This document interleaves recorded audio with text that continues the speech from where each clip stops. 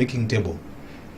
An gima nyalo wacho en ni jotelo go betemo ok giricho, but nitie dwaro ma gimedo ni mondo gimed advocate for youth to be brought on board. Ka wabedo mang'eny on parliament, aneno ni youth mang'eny onego bede parliament. Okay. Because the more our voices are in the parliament, the more we can think together.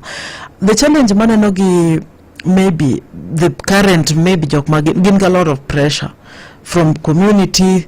Casto most of them are doing well. Most of the young leaders are doing well, regardless of political differences.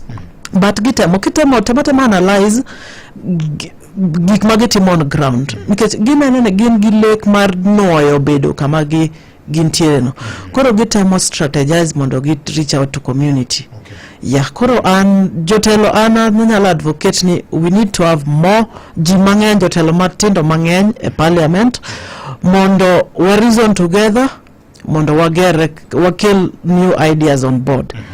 Yeah, mana gima nyalo wacho. Yo, kama ne nyakura mkajua ngani kanyo sari